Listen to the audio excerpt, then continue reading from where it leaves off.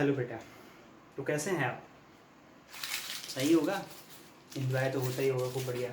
School college सब बंद ही है, कोचिंग वोचिंग सब बंद ही है, तो एंजॉय तो करते ही होंगे बेटा, है ना? चलिए कोई बात नहीं। तो बेटा जैसे कल आप लोगों को पढ़ाया गया था कि इलेक्ट्रिक फील्ड लाइन क्या होती है, उसके बाद आपको मैंने बताया था बेटा कि चार्ज डिस्ट्रीब्यूशन कैसे किया जाता है, यानी चार्ज को किसी भी कंडक्टर के पर बांटा कैसे जाता है। उसके बाद बेटा हमने ये पढ़ा था कि इलेक्ट्रिक फील्ड के सुपरपोजिशन क्या होते हैं। ये सारी चीज़ें बेटा हम लोगों ने पढ़ रखी थी। तो आज जो बेटा हम पढ़ेंगे वो क्या करेंगे, कुछ क्वेश्चंस लगाएंगे। अभी तक जो भी पढ़ा है उससे रिलेटेड कुछ क्वेश्चंस लगाएंगे। हाँ एक चीज़ है, हम जो क्वेश्चन आज लगाएंगे बेटा वो लगाएंगे किसकी, वो लगाएंगे एनसीईआरटी बुक की। ऐसा नहीं है कि एनसीईआरटी की ही लगाएंगे, बाकी हम और नहीं लगाएंगे। एडिशनल भी सॉल्व किया जाएगा, कुमार मित्तल को भी सॉल्व किया जाएगा, लेकिन बेटा आज जो है एनसीईआरटी लगाएंगे। नहीं, सबसे पहले एनसीईआरटी फिर कुमार मित्तल। और दूसरी चीज़ क्या है कि जो क्वेश्चंस लगाया जाएगा आज वो वही क्वेश्चन एनसीईआरटी में लगाया जाएगा जिस जिस चीज़ों को अभी आप लोगों ने पढ़ रखा है। यानी आप जब एनसीईआरटी उठा के देखते हैं तो उसमें पहले एक चैप्टर जो है कहाँ ख़त्म होता है। जब पहला चैप्टर आप देखते हैं तो उसमें आप देखे होंगे एप्लीकेशन ऑफ गॉस लॉ, यानी गॉस लॉ के अनुप्रयोग। उसके बाद चैप्टर खत्म होता है, फिर क्वेश्चन लगाते हैं। तो हम लोगों ने अभी गॉस लॉ नहीं पढ़ा है, हम लोगों ने अभी एरिया वेक्टर नहीं पढ़ा है, हम लोगों ने अभी एप्लीकेशन ऑफ गॉस लॉ नहीं पढ़ा है। तो आप उस से रिलेटेड जो क्वेश्चन होंगे उनको आप छोड़ते चले जाएंगे, बाकी यानी उसको छोड़ दिया जाएगा, बाकी जो है उसको सॉल्व किया जाएगा। ये चीज़ जो छोड़ेंगे तब बताएंगे जब हम गॉस लॉ और गॉसियन सरफेस या और गॉसियन गॉस एप्लीकेशन जब पढ़ा चुकेंगे या पढ़ा लेंगे तब। तो ठीक है बेटा, आप लोग के पास एनसीईआरटी की किताब होगी, उसमें सबके पास होगी, कोई दिक्कत नहीं है। तो हम पहले क्वेश्चन को देखते हैं, पहले क्वेश्चन से सॉल्व करना स्टार्ट करते हैं। जिसके पास किताब नहीं है बेटा वो क्वेश्चंस को मैं भेज दूंगा पीडीएफ बना करके, क्वेश्चंस आप देख लेंगे और सॉल्व कर लेंगे आप, ठीक है। तो पहला क्वेश्चन मैं पढ़ रहा हूँ बेटा, कह रहा है what is the force between two small charges, between two small sphere. दो छोटे छोटे स्फेयर हैं, दो छोटे छोटे क्या हैं, गोले हैं, उनके बीच आपका फोर्स कितना है दिया है। Having charge of 2 into 10⁻7 coulomb. एक पर चार्ज कितना है बेटा, 2 इंटू 10⁻7 माइनस 7 कूलम है। दूसरे पर कितना है बेटा, 3 into 10⁻7 placed 30 centimetre apart in air. यार ये पूरा एयर में है बेटा, ठीक है। वैक्यूम एयर के लिए के की वैल्यू हमने मैंने आपको बताई थी। तो हम यहाँ पे लेट कर लेते हैं बेटा। लेट क्या करेंगे, लेट कर लेंगे दो स्फेयर को लेट कर लेंगे बेटा। पहला स्फेयर क्या लेट कर लेंगे बेटा, सॉरी पहला स्फेयर क्या लेट कर लेंगे बेटा, ए लेट कर लेंगे। क्या लेट कर लेंगे, ए लेट कर लेंगे। तो यहाँ पे हमने पहले स्फेयर को ए लेट कर लिया, दूसरे स्फेयर को क्या लेट कर लिया, बी लेट कर लिया। दोनों के बीच में बेटा डिस्टेंस कितनी है, 30 सेंटीमीटर दिया है ना।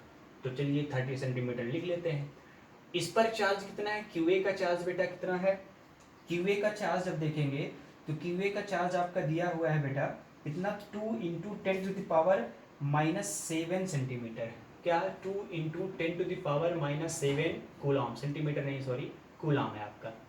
बी पे कितना दिया गया बेटा, क्यूबी पे आपका गिवन है 3 इंटू 10⁻7 कूलम। अब इन दोनों के बीच में फोर्स कितना है आपको ये निकालना है।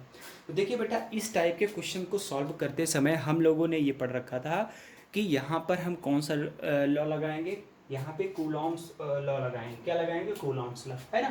तो ठीक है लिख लेते हैं। अच्छा पहले जो चीज़ दिया है उसको लिख लेते हैं। अच्छा ये मुझे बताइए क्या ये अट्रैक्ट करेगा या रिपल करेगा। तो देखिए बेटा चार्जेस दोनों के सेम है ना, यानी पॉजिटिव ये भी है पॉजिटिव ये भी है, तो ये दोनों एक दूसरे को क्या करेंगे, रिपल करेंगे। इनका नेचर कैसे होगा, रिपल करेंगे, यानी एक दूसरे को क्या करेंगे, दूर भेजेंगे, ठीक है। तो सबसे पहले जो गिवन है पहले वो लिख लेते हैं।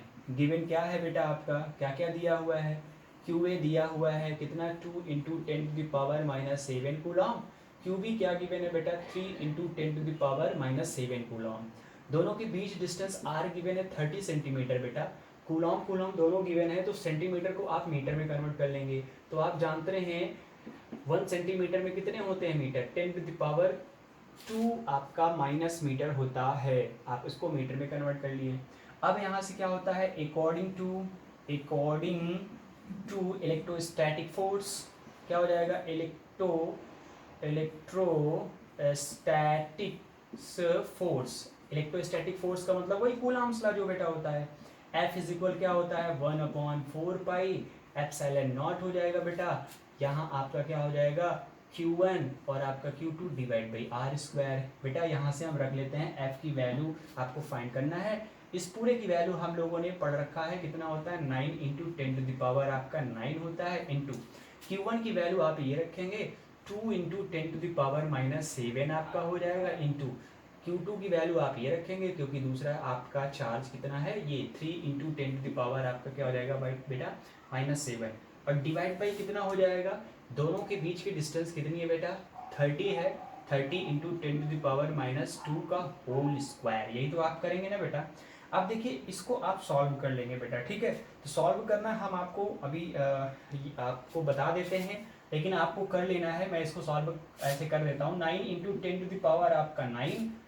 पहले पावर को हम बेटा क्या करते हैं ऐड कर लेते हैं, तो इसका मल्टीप्लाई हो जाएगा। अभी इसका मल्टीप्लाई ना करिए, ऐसे लिख लीजिए 9 इंटू 2 इंटू 3 इंटू 10⁻⁻7 यानी -14 हो जाएगा बेटा और +9 आपका ऐड हो जाएगा। यानी पावर को पहले ऐड कर लिया मैंने और इसको ऐसे लिख लिया। इसको स्क्वायर में करेंगे तो यहाँ पे 30 है, 30 का स्क्वायर 900 आएगा। कितना आएगा 900 हो जाएगा और मल्टीप्लाई 10⁻⁻4 बेटा। इसको आप ऐड कर लेंगे तो कितना आ जाएगा। आप जब इसको ऐड करेंगे तो 9 इंटू 2 इंटू 3 इंटू 10⁻⁻, अच्छा इसको आप पहले ऐड कर लेते हैं। 14 में से आप 9 को ऐड करेंगे यानी माइनस है, दोनों ऐड हो जाएगा बेटा। तो कितना आ जाएगा -5 आ जाएगा, 10⁻⁻5 हो जाएगा। डिवाइड बाई कितना हो जाएगा, आप इसको जब सटाएंगे तो 9 हो जाएगा इंटू ये क्या हो जाएगा, ये 10⁻⁻ आपका बेटा 2 हो जाएगा क्योंकि +2 इधर ऐड हो जाएगा। 9 से 9 को आप क्या करेंगे कैंसिल कर देंगे। 3 2 जा बेटा कितना आएगा 6 यानी F इक्वल्स टू कितना आएगा 6 आ जाएगा। 0.0 इंटू 10⁻⁵ +2 आपका बेटा ऊपर चला जाएगा। तो जब ये ऊपर चला जाएगा तो कितना हो जाएगा 5 में से 2 जाएगा तो 3 आएगा। F इक्वल्स टू बेटा कितना आएगा 6.0 इंटू 10⁻³ न्यूटन। इतना न्यूटन क्या होगा बेटा दोनों स्फेयर के बीच लगेगा। इतना फोर्स दोनों स्फेयर के क्या होगा बेटा बीच में लगेगा। इतने ही फोर्स को हम क्या कह सकते हैं कि इतना ही फोर्स दोनों के स्फेयर के बीच में लगेगा बेटा। इतना फोर्स जो आपका आया है क्या ये आपका आया है, ठीक है। F equals to 6.0 into 10⁻³ newton -3 newton आया है। यही आपका क्या लगेगा बेटा फोर्स लगेगा। इतना ही फोर्स हम यहाँ पे कह सकते हैं कि दोनों ऑब्जेक्ट एक दूसरे को रिपल करेंगे। पहला क्वेश्चन आपका बेटा समझ में आ गया। कुछ नहीं, पहला क्वेश्चन क्या है, दो स्फेयर दिए गए हैं, दोनों पर चार्जेस दिए गए हैं। पहले पर चार्जेस आपका कितना है बेटा 2 इंटू 10⁻⁻7 कूलम है, दूसरे पर आपका 3 इंटू 10⁻⁻7 कूलम है। दोनों के बीच की डिस्टेंस 30 सेंटीमीटर गिवन है बेटा। ये सारी वैल्यू सेंटीमीटर में है तो इसको हम मीटर में कन्वर्ट कर लेंगे। ये हमने कर लिया मीटर में। अकॉर्डिंग टू इलेक्ट्रोस्टैटिक फोर्स या कूलम्ब्स के लॉ के बेसिस पे, कूलम का जो रूल्स कहता है नियम कहता है F इक्वल्स टू यहाँ रख लिया हमने। इसकी वैल्यू 9 इंटू 10⁻9 होती है। सारी वैल्यू रख करके सॉल्व कर लेंगे, जो आएगा वही हमारा आंसर। यानी F की वैल्यू आ गई 6.0 इंटू 10⁻³ न्यूटन। इसको बेटा मिटा देते हैं, ठीक है, इरेज कर देते हैं।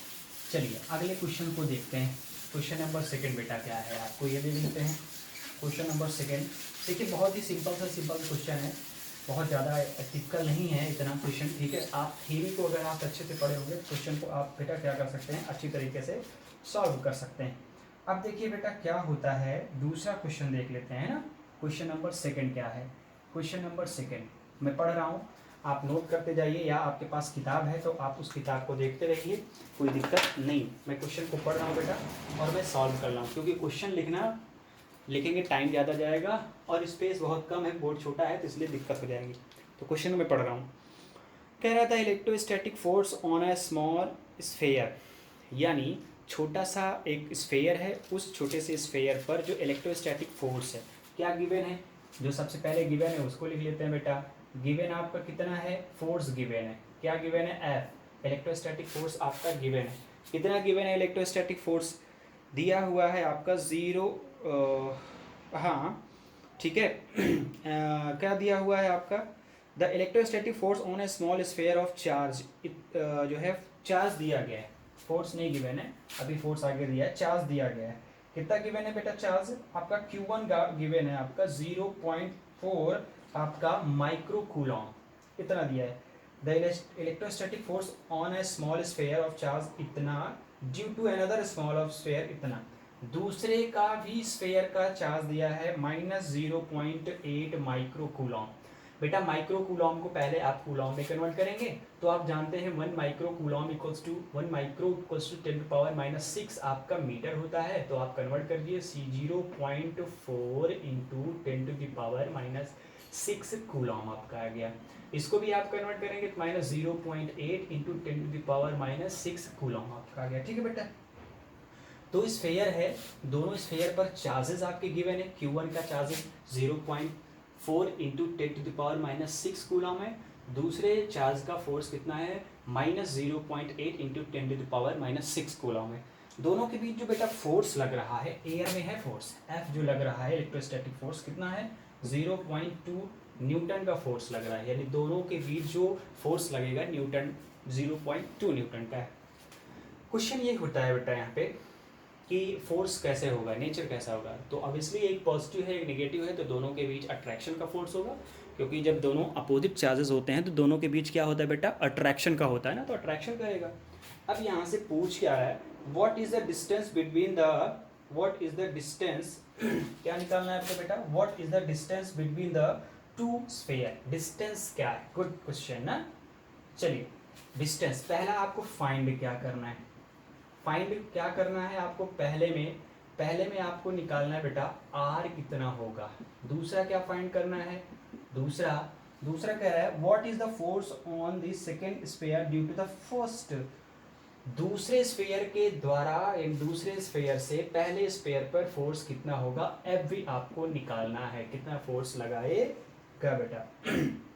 तो देखिए अगर डिस्टेंस हमको पता चल जाएगी तो फोर्स तो ऑब्वियसली हम क्या करेंगे बेटा, हम बता ही देंगे फोर्स कितना होता है। लेकिन एक चीज आप जानते हैं अभी बताते हैं इसको, ठीक है, दूसरे को अभी बता देंगे, पहले को देखते हैं। पहला क्या हो जाएगा, सॉल्व करेंगे, यानी क्या हो जाएगा, जब सॉल्व करोगे आप तो आप जानते हो F इक्वल्स टू क्या होता है अकॉर्डिंग, यानी F equals to 1/4 pi epsilon naught, चूँकि एयर में है तो K की वैल्यू 1 हो जाएगी, Q1 Q2 divide by R square, value रख लेंगे 1/4 पाई की वैल्यू कितनी है बेटा, इसकी वैल्यू यानी 4, पहले F की वैल्यू रखेंगे, F की वैल्यू कितनी है 0.2 आपका न्यूटन गिवन है ना, इज इक्वल 1/4 की वैल्यू कितनी है 9 इंटू 10 टू द पावर आपका 9, Q1 Q2 की वैल्यू कितनी है 0.4 into 10 to the power -6 into 0। अच्छा माइनस सॉल्यूशन में हम नहीं लगाते, हमने आपको पहले बोल दिया है कि माइनस सिंबल सिर्फ डायरेक्शन को बताता है। तो यहाँ पे 0.8 इंटू 10 टू द पावर -6 आपका हो जाएगा, डिवाइड बाई बेटा कितना हो जाएगा, डिस्टेंस आपका R स्क्वायर। आपको डिस्टेंस निकालनी है, क्या निकालनी है आपको, डिस्टेंस निकालनी है बेटा। तो डिस्टेंस निकालेंगे कैसे, आप ये देख लीजिए सबसे पहले। तो ठीक है चलिए देखते हैं डिस्टेंस को कैसे फाइंड आउट करते हैं। तो बेटा सबसे पहले R को इधर भेज देंगे तो क्या हो जाएगा, R स्क्वायर इज इक्वल, ये हो जाएगा 9 into 10 to the power 9 into 0.4 into 10 to the power 6 into 0.8 into 10 to the power 6 divide by कितना हो जाएगा बेटा, R स्क्वायर को इधर किए हैं तो 0.2, इसको इधर कर लेंगे, इसको इधर, यानी क्या कर लेंगे, रिप्लेस कर देंगे।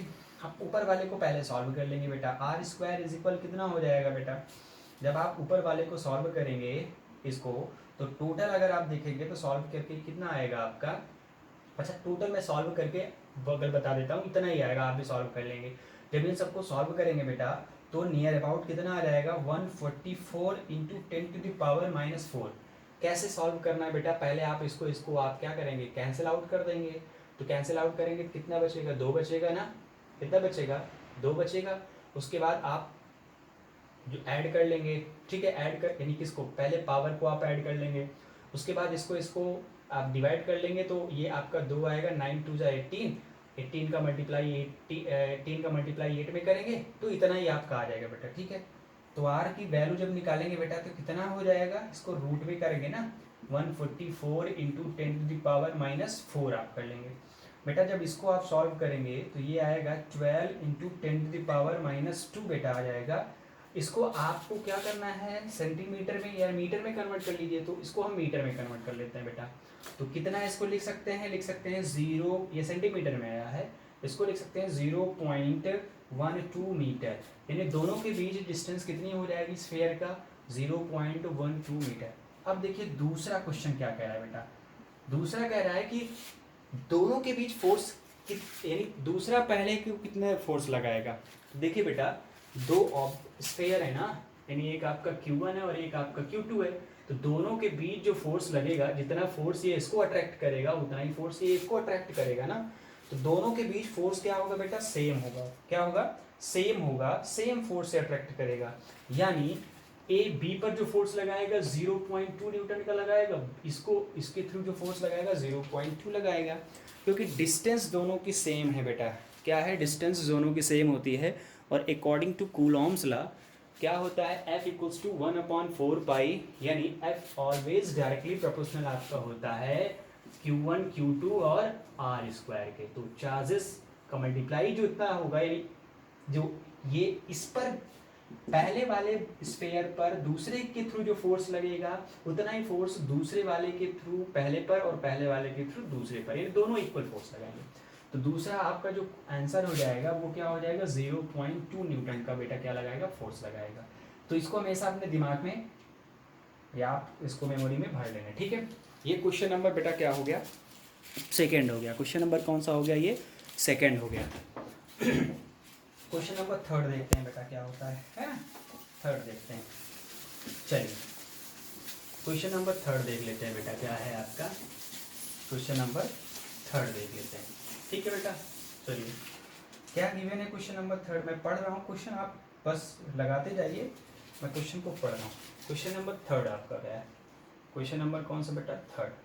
क्या क्वेश्चन नंबर थर्ड गिवन है, दिया हुआ है आपका, चेक करना, चेक दैट द रेशियो, आपको दिखाना है, क्या करना है आपको, दिखाना है, चेक करना है। कौन सा रेशियो आपको करना है, Ke²/g mass of proton, mass of क्या हो जाएगा आपका बेटा, इलेक्ट्रॉन, और मास ऑफ प्रोटॉन क्या हो जाएगा, इस डायमेंशनलेस। क्या आपको ये बताना है, क्या ये दोनों डायमेंशनलेस हैं, अगर डायमेंशनलेस हैं तब दिखाइए, अगर डायमेंशन नहीं है तब दिखाइए। उसके बाद क्या, look at the table physical constant and dimension and value this ratio, what is the ratio signified. इसका रेशियो भी निकालना बेटा, क्या निकालना है, रेशियो। तो देखिए हम आपको बता देते हैं, पहले हम आपको ये बता देते हैं क्या ये डायमेंशनलेस है कि नहीं। दो चीज़ में बताना है, क्या ये डायमेंशनलेस है, डायमेंशनलेस है तो बताइए, नहीं है तो बताइए। इसके बाद इसका रेशियो क्या है, तो देखिए रेशियो निकालेंगे कैसे, मैं आपको यहाँ पे बता देता हूँ। पहले आपको बताना है कि क्या ये डायमेंशनलेस है, तो बेटा सबसे पहले के की वैल्यू निकालते हैं। किसकी वैल्यू निकालते हैं, के की वैल्यू निकालते हैं। आप अच्छी तरीके से जानते हो बेटा के का जो वैल्यू आप निकालेंगे, यानी के की जो वैल्यू निकालेंगे वो आप जानते हैं कि इक्वल्स टू क्या होता है, 1/4 पाई एप्सिलॉन नॉट, यही तो होता है बेटा ना आपका। तो पहले आप के की वैल्यू निकाल लेंगे। के का डायमेंशन क्या होता है पहले ये देख लेते हैं आप। तो के की जो डायमेंशन आप निकालेंगे बेटा वो कितनी हो जाए, यही तो होता है ना के। तो अब आप जानते हैं इलेक्ट्रोस्टैटिक फोर्स है F इक्वल्स टू के Q1 Q2 divide by are square. तो के की जो वैल्यू यहाँ से निकालोगे बेटा कितना हो जाएगा, F into r square divide by Q1 Q2, dimension लिख दो। F का डायमेंशन कितना हो जाएगा बेटा, न्यूटन हो जाएगा, R का कितना हो जाएगा, metre square, Q1 Q2 Coulomb square हो जाएगा। तो के का डायमेंशन आ गया इतना। इलेक्ट्रॉन का डायमेंशन क्या होता है, इलेक्ट्रॉन के डायमेंशन जब बात करेंगे तो इलेक्ट्रॉन एक टाइप का चार्ज होता है ना बेटा, तो चार्ज का डायमेंशन कूलॉम होता है। तो आप इसको क्या लिख सकते हैं, कूलॉम आप लिख सकते हैं, नहीं लिख सकते, क्या लिख सकते हैं आप, कूलॉम लिख सकते हैं बेटा। तो इसको आप क्या लिखेंगे, कूलॉम आपको लिखेंगे, क्या लिखेंगे बेटा, कूलॉम आप लिख लेंगे। तो इसको आप लिख सकते हैं कूलॉम, हाँ लेकिन ठीक है कूलॉम आप लिखेंगे, यानी इसका क्या हो जाएगा, कूलॉम। ठीक है, इलेक्ट्रॉन एक चार्ज है, चार्ज का डायमेंशन आपका कूलॉम आपका हो जाएगा बेटा, क्या हो जाएगा, कूलॉम। कूलॉम हमने लिख दिया। अब हम पहले जी की निकाल लेते हैं बेटा। चलिए दोनों का निकल गया हमारे पास, क्या किसका कैसे होता है, ठीक है। अब हम क्या किसका निकालेंगे बेटा, हम निकालेंगे जी का निकालेंगे, किसका निकालेंगे, जी। तो आप जानते हैं F इक्वल्स टू कौन से रूल से? ग्रेविटेशनल, है ना। तो F इक्वल्स टू क्या हो जाएगा आपका? अरे भाई ग्रेविटी पढ़े हैं यार, दो छोटे मास दोनों के बीच के डिस्टेंस। अरे न्यूटन दादा जो दिए थे, है ना, सेब वो गिरा था ना, उसी सेब के बारे में जो बताया था उसी को पढ़ना है। चलिए, तो यहाँ पे क्या होगा, जी हो जाएगा m1 और आपका m2 डिवाइड बाई आपका बेटा क्या हो जाएगा, आर स्क्वायर हो जाएगा। क्या हो जाएगा? R square. गर्मी बहुत लग रही है, अरे बाप रे। ठीक है, तो यहाँ से क्या जी की वैल्यू निकालेंगे तो क्या हो जाएगा, ये न्यूटन हो जाएगा। आप मल्टीप्लाई कर लेंगे जी की वैल्यू, तो जी आपका आएगा इसका इसका इसमें मल्टीप्लाई, यानी एफ इंटू आपका क्या हो जाएगा, r square divide by m1 m2 हो जाएगा। डायमेंशन लिखो, न्यूटन हो गया मीटर स्क्वायर डिवाइड बाई आपका किलोग्राम स्क्वायर। इतनी बातें समझ में आ गई भैया? चलिए, इतनी बातें आ गई, अब हम यहाँ पे रख लेते हैं। जब सॉल्व कर लेंगे तो ई के का डायमेंशन कितना है, ये आया ना, न्यूटन मीटर स्क्वायर पर कूलम इंटू ई स्क्वायर है कूलम, कूलम का स्क्वायर हो जाएगा डिवाइड बाई क्या है आपका जी की, न्यूटन मीटर स्क्वायर पर kilogram square into mass of electron और मास ऑफ प्रोटॉन। दोनों मास हैं तो ये भी क्या हो जाएगा, किलोग्राम मल्टीप्लाई बाय किलोग्राम यानी किलोग्राम स्क्वायर। बेटा ये इससे कैंसिल कर दो, ये कूलम से ये कूलम को कैंसिल कर दो, ये दोनों को इससे कैंसिल कर दो, यानी m पे पावर 0, l पे 0 और t पे 0। भैया कोई डायमेंशन नहीं होगा, देखो ना, कोई डायमेंशन नहीं आएगा। मीन्स ये डायमेंशन लेस है बेटा। क्या है ये? ये एक टाइप के डायमेंशन लेस हैं। इतनी बातें समझ में आ गई? चलो बेटा, ये डायमेंशन लेस हो गई, इतनी तो बातें हमको समझ में अच्छी तरीके से आ गई हैं।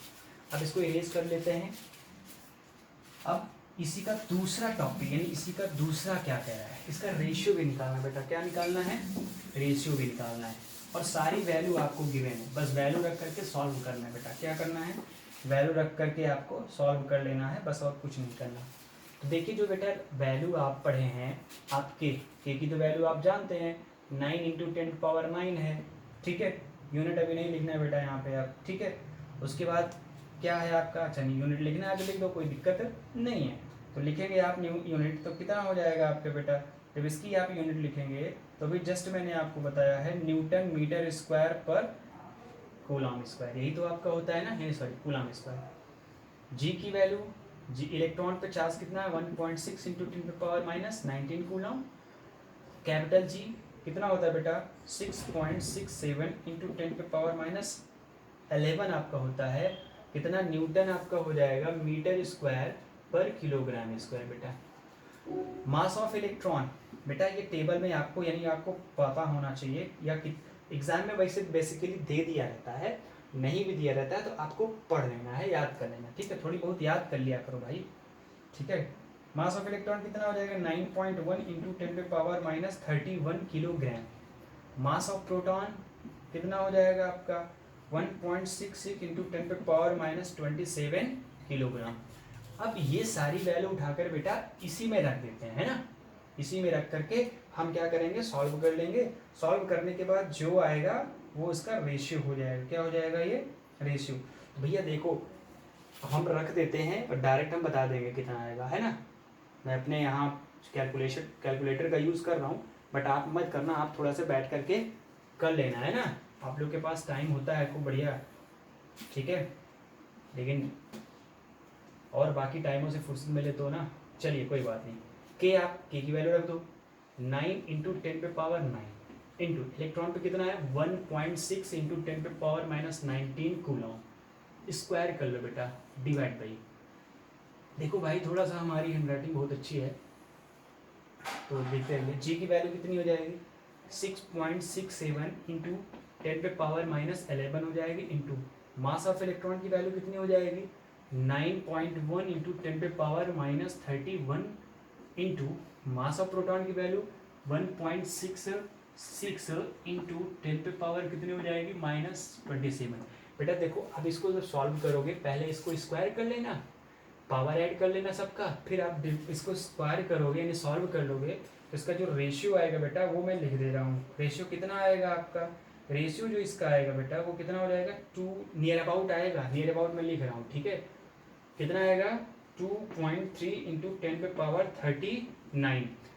चूँकि डायमेंशन लेस है इसलिए इसका कोई डायमेंशन नहीं होगा। इतना इसका क्या हो जाएगा, रेशियो आ जाएगा, यानी इतना आपका क्या हो जाएगा, इसका आंसर हो जाएगा, इतना इसका क्या बेटा आ जाएगा, रेशियो आ जाएगा। इतनी बातें समझ में आ गई। अब आगे हम बात करते हैं यहाँ पे, इसकी बात करते हैं, अगले क्वेश्चन की बात करते हैं, क्वेश्चन नंबर 4 की बात करते हैं। ठीक है।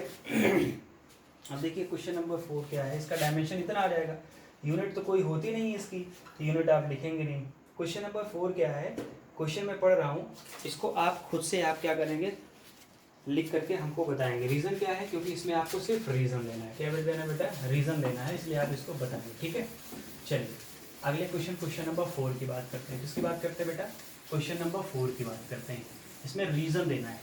ठीक है, रीज़न क्या देना है मैं बता देता हूँ, आप उसको रीज़न खोज के आप मुझे बताएंगे या आप मुझे सेंड कर देंगे। ठीक है, देखिए क्वेश्चन कह रहा है, explain the meaning of the statement electric charge of a body is quantized.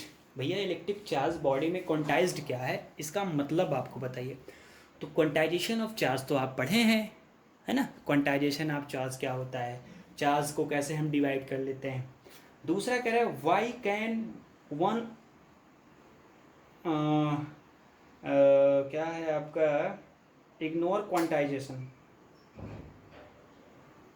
हाँ of electric charge when dealing with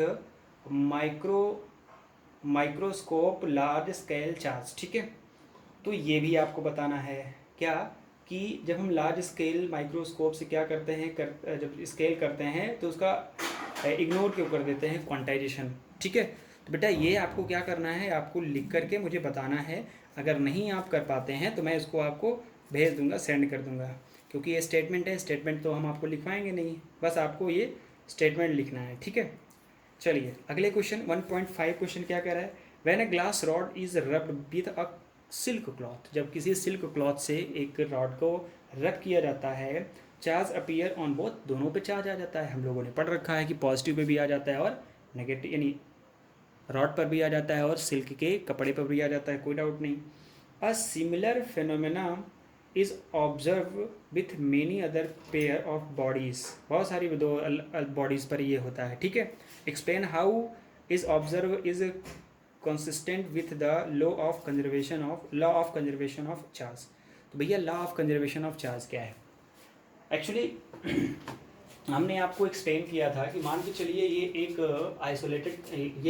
isolated body है। ठीक है, मीन्स इसकी टोटल चार्ज अभी कांस्टेंट है, कोई चार्ज नहीं है, न्यूट्रल फॉर्म में है। इसको रब करेंगे तो जितना इसमें से इलेक्ट्रॉन निकल जाएगा उतना इस पर प्लस चार्ज आ जाएगा। तो भैया जितना इलेक्ट्रॉन निकला उतना प्लस आ गया ना, फिर टोटल आप चार्ज ऐड करेंगे तो क्या आएगा, 0 इलेक्ट्रॉन थे इस पर, 4 चार्ज थे, 4 में से 2 इलेक्ट्रॉन निकल गए तो 2 और आ गए, तब भी तो चार्ज ही बची है ना। तो इस तरीके से आप कह सकते हैं कि वो क्या हो जाता है, कंजर्वेशन ऑफ इसकी बात करता है। अगली बात करते हैं बेटा क्वेश्चन नंबर 1.6। ये क्वेश्चन थोड़ा बढ़िया है, देख लेते हैं 1.6 क्वेश्चन क्या है आपका। इसको इरेज कर लेते हैं, आगे 1.6 क्वेश्चन हम देख लेते हैं क्या है बेटा। 1.6 क्या है, क्वेश्चन में पढ़ रहा हूँ, कह रहा है 4 पॉइंट चार्ज क्यू ए आपका गिवन है। गिवन क्या क्या है पहले वो लिख लेते हैं। क्यू ए आपका गिवन है, क्यू ए पर चार्ज कितना गिवन है आपका, 2 माइक्रोकूलम, 2 माइक्रोकूलम। उसके बाद क्यू बी पर चार्ज कितना गिवन है बेटा, क्यू बी पर गिवन है आपका -5 माइक्रोकूलम, -5 माइक्रोकूलम। क्यू सी पर कितना गिवन है बेटा आपका, क्यू सी पर आपका गिवन है 2 माइक्रोकूलम, 2 माइक्रोकूलम। क्यू डी पर कितना गिवन है आपका, ये गिवन है -5 माइक्रोकूलम। कितना गिवन है, -5 माइक्रोकूलम। आप देख रहे हैं सारे चार्ज माइक्रोकूलम में है, इसको आप चेंज नहीं करेंगे। कह रहा है यहाँ पे चार्ज पॉइंट है ए बी सी और डी। ए बी सी और डी पर चार्जेस गिवन है। ए पे चार्ज 2 माइक्रोकूलम है, बी पे चार्ज -5 माइक्रोकूलम है, सी पे चार्ज 2 माइक्रोकूलम है, डी पे चार्ज -5 माइक्रोकूलम है। क्या कह रहा है, located at the corner of a square.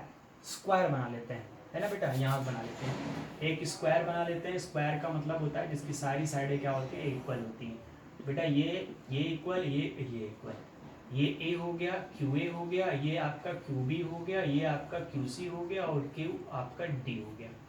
इस पे चार्जेस कितना है आपका 2 माइक्रोकूलम है, इस पे कितना है आपका -5 माइक्रोकूलम है, इस पे कितना है 2 माइक्रोकूलम है, इस पे कितना है बेटा, ये भी आपका गिवन है -5 माइक्रोकूलम। ठीक है। उसके बाद कह रहा है ऑफ साइड, सारी साइड 10 दी गई है, यानी ये भी साइड कितनी है 10 सेंटीमीटर है, ये भी साइड 10 सेंटीमीटर है, क्योंकि ये आपका स्क्वायर है तो स्क्वायर में सारी साइडें क्या होती हैं, इक्वल होती हैं। ये भी 10 सेंटीमीटर है और ये भी क्या है बेटा 10 सेंटीमीटर, सारी साइडें आपकी इक्वल है, तो 10 सेंटीमीटर है। फिर कह रहा है what is the force on a charge of 1 microcoulomb, 1 microcoulomb पर चार्ज कितना at the centre of the square. बेटा ये यहाँ पे एक सेंटर ओ लेते हैं, यहाँ पे 1 माइक्रो कूलाम चार्ज रखा है, इस पे फोर्स कितना होगा। गुड। अब देखिए बेटा सबसे पहले तो हमको निकालना क्या है, हमको यहाँ निकाल लेना है कि भैया देखिए ये क्या है एक स्क्वायर, और सॉल्व कर लेंगे, क्या करेंगे स्क्वायर है, तो यहाँ पे A B, B C, C D और डी ए, ये कितना 10 सेंटीमीटर, सारी डिस्टेंस कितनी है 10 सेंटीमीटर है बेटा। इतनी बातें समझ में आ गई कि नहीं आ गई। अब यहाँ पे डायगोनल खींचेंगे, क्यों, क्योंकि आप देखेंगे ये इस पर चार्ज, यानी इस पे एक डायगोनल बन जाएगा, है ना, एक इस पे बन जाएगा। ठीक है बेटा, ये डायगोनल बनेगा ना, या ये इस पे चार्ज लगाएगा, ये इस पे चार्ज लगाएगा, ये इस पे चार्ज लगाएगा, ये इस पे चार्ज लगाएगा, ये इस पर चार्ज रिपल करेगा, यानी ये इसको अट्रैक्ट करेगा, ये इसको अट्रैक्ट करेगा, ये इसको अट्रैक्ट करेगा, ये इसको अट्रैक्ट करेगा। ठीक है, तो अलग अलग आपका डायगोनल निकालेंगे। तो बेटा डायगोनल जब आप निकालते हैं तो आप जानते हैं जब इसका डायगोनल निकालेंगे इस तरीके का, तो ये पूरा डायगोनल का हाफ कर लेंगे, ये डायगोनल डायगोनल आपका हो जाएगा। तो डायगोनल आप जब निकालेंगे तो देखिए राइट ट्राइंगल का फॉर्मूला निकालेंगे, यानी इन ट्राइंगल, कोई एक ट्राइंगल ले लेते हैं A B, A C D, A C या A B C, Pythagoras theorem लगा देंगे, यानी A C square is equal क्या हो जाएगा 10 का स्क्वायर प्लस 10 का स्क्वायर। जब इसको सॉल्व कर लेंगे बेटा तो ये 100 आ जाएगा, यानी 10 स्क्वायर 10, यानी ये क्या हो जाएगा, जब ऐड कर लेंगे तो 2 इंटू 10 पे पावर आपका कितना 2 आएगा। तो ए सी आपका कितना आ जाएगा बेटा, ए सी जब निकालोगे तो रूट में आपका 2 इंटू 10 पे पावर आपका 2 आएगा, 10 पे पावर 2 बाहर कर लेंगे तो आपका चूंकि स्क्वायर है तो रूट हट जाएगा, सिर्फ इतना बचेगा। हमको कितना चाहिए, ए ओ के बीच चाहिए, कितना चाहिए बेटा, ए ओ के बीच चाहिए ना। अब देखिए ए ओ के बीच जब निकालना है आपको, ए ओ के बीच डिस्टेंस ए ओ, तो डायगोनल हाफ कर दिया जाएगा, यानी 10 इंटू 2 डिवाइड बाई 2, यानी क्या आएगा 5√2 मीटर आएगा कि नहीं आएगा, सेंटीमीटर में है तो सेंटीमीटर ही बना दो, कोई दिक्कत नहीं है। अब देखिए बेटा सिंपल सी चीज़ है, क्योंकि आप जानते हैं अच्छी तरीके से क्या हो जाएगा, आपको बताना है कि 1 माइक्रोकूलम पे फोर्स कितना लगेगा। आप समझिए ए पर चार्ज +2 माइक्रोकूलम है, इस पर 1 माइक्रोकूलम है, ठीक है, इस पर चार्ज कितना है 2 माइक्रोकूलम है, इस पर 1 है, ये इसको रिपल करेगा, ये इसको रिपल करेगा, तो भाई ये इसको जितना फोर्स लगाएगा उतना ही फोर्स ही लगाएगा, क्योंकि यहाँ भी चार्ज वही है, वही चार्ज यहाँ भी है। तो ये मान लीजिए ये 3 ऑब्जेक्ट है, यहाँ मान लीजिए 1 2 3 पर्सन है, ये इस पर फोर्स लगा रहे हैं, वो इस पे लगा रहे हैं, जितना ये इस पे लगा रहा है उतना ये इस पे लगा रहा है, क्योंकि दूरियाँ डिस्टेंस आपस में इक्वल है। तो अकॉर्डिंग टू कूलॉम्स लॉ आप अच्छी तरीके से जानते हैं, ये इस पर जो फोर्स लगाएगा ये इस पे लगाएगा, तो ये ऑब्जेक्ट वही स्टेबल रहेगा, इस पर क्या जीरो, अरे भाई एक दूसरे को क्या करेगा, चार्ज है भाई, क्या है चार्ज है और फोर्स है, तो ये इधर लगाएगा इस पे लगाएगा, जब फोर्स को एज अ वेक्टर के फॉर्म में करोगे तो ये इसको क्या करेगा कैंसिल आउट कर देगा, क्या कर देगा कैंसिल आउट कर देगा, तो इस पर इन दोनों पे कोई फोर्स नहीं लगेगा, इसके थ्रू ये इधर खींचेगा ये इधर खींचेगा, अगर एक पॉजिटिव है तो दूसरा नेगेटिव हो जाएगा, क्योंकि एक दूसरे के अपोजिट डायरेक्शन में है ना। तो उस कंडीशन में इसके थ्रू भी आपका क्या होगा फोर्स नहीं लगेगा। तो लिख देते हैं यहाँ पे, क्या लिखेंगे यहाँ पे क्या हो जाएगा फोर्स और अट्रैक्शन रिपल्सन, क्या हो जाएगा फोर्स और, या ऐसे आप लिख सकते हो इसके थ्रू जो आपका फोर्स लगेगा, यानी ए इसके थ्रू आपका क्या हो जाएगा फोर्स, पहले हम एक फर्स्ट किसकी बात करते हैं, ए एंड सी पॉइंट की बात करते हैं। तो इसके थ्रू जो फोर्स लगेगा एफ ए ओ और माइनस क्या हो जाएगा, एफ क्या हो जाएगा, सी ओ बिकम जीरो।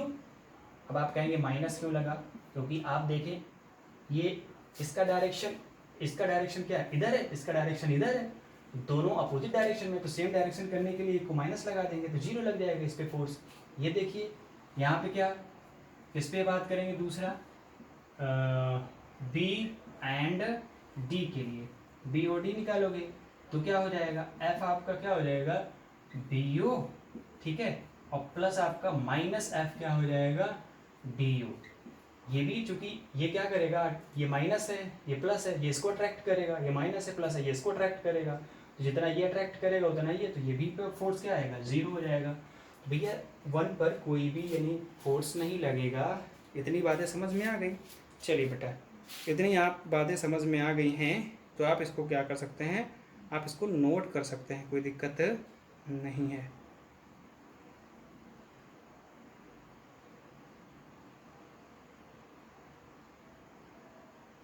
नोट कर लीजिए इसको बेटा। उसके बाद क्वेश्चन नंबर 7 देख लेते हैं। इसमें भी स्टेटमेंट है बेटा, ठीक है, तो ये भी आपको कर लेना है, नहीं तो एक्सप्लेन कर देंगे हम, कोई दिक्कत नहीं है। कह रहा है an electrostatic field line is a continuous curve. Continuous curve होती है, that is field line cannot have sudden break. Why field line sudden break क्यों नहीं होती, क्योंकि आप अच्छी तरीके जानते हैं कि फील्ड लाइन जहाँ से निकलती है स्टेट में इनफाइनाइट तक जाती है। अगर ब्रेक हो जाती है तो इसका मतलब है कि फील्ड लाइन क्या होती है, इनफाइनाइट तक नहीं जा पाएगी। और भी कई सारे कॉजेज होते हैं, ठीक है, वो सारी चीज़ें। Explain why two field line neither cross each other. मैंने आपको बताया है कि दो फील्ड लाइन अगर एक दूसरे को क्रॉस कर देंगी तो जिस पॉइंट पर क्रॉस करेंगी वहाँ पर दो डायरेक्शन मिलेंगे, जो कि ये पॉसिबल बेटा नहीं है। जब ये पॉसिबल नहीं है तो आप वहाँ पे कुछ ये एक दूसरे को कभी भी इंटरसेप्ट नहीं करेगी बेटा, ठीक है। तो बेटा 1.7 क्वेश्चन आज हो गया है। 8 क्वेश्चन की जब बात करेंगे तो 8 क्वेश्चन बेटा क्या करेंगे, कल हम बताएंगे आपको, ठीक है। 8 क्वेश्चन कल आपको बताएंगे। 8 क्वेश्चन आप थोड़ा से कर लेंगे, 8 क्वेश्चन बहुत ज़्यादा जो है हार्ड नहीं है। 8 के क्वेश्चन के बाद हम कल बताएंगे। इसमें कुछ लास्ट के ऐसे क्वेश्चंस हैं जो आपके अभी नहीं पढ़ाया गया है उस टॉपिक को, इसलिए हम उसको छोड़ देंगे। बाकी कल एक और इस क्वेश्चन पे लेक्चर चलेगा, उसके बाद हम आपको बताएंगे गॉस थ्योरी। तो बेटा गॉस थ्योरी से पहले हम आपको बताएंगे इलेक्ट्रिक फ्लक्स क्या होता है। इलेक्ट्रिक फ्लक्स के बाद बेटा हम आपको बताएंगे कि एरिया वेक्टर क्या है। अभी तक आपको बताया गया है एरिया कौन सी क्वांटिटी होती है, अभी तक आप जो भी पढ़े हैं, लेकिन एरिया जब आप पढ़ेंगे तो यहाँ पे एरिया वेक्टर के फॉर्म में होती है। ये नई चीज़ आपको मिलेगी, उसको एरिया वेक्टर कहेंगे, ठीक है बेटा। उसके बाद गॉस थ्योरी पढ़ाएंगे, उसके बाद कुछ एप्लीकेशंस हैं आपके इंपॉर्टेंट गॉस के, वो बताएंगे। उसके बाद ये चैप्टर आपका एनसीईआरटी के बेसिस पर कंप्लीट हो जाएगा। एडिशनल के बेसिस पर, कुमार मित्तल के बेसिस पर एक चैप्टर आपका कंप्लीट हो गया, इसलिए हमने क्वेश्चन को लगाना स्टार्ट किया बेटा, ठीक है। तो ठीक है, इसी के साथ बाय, गुड नाइट।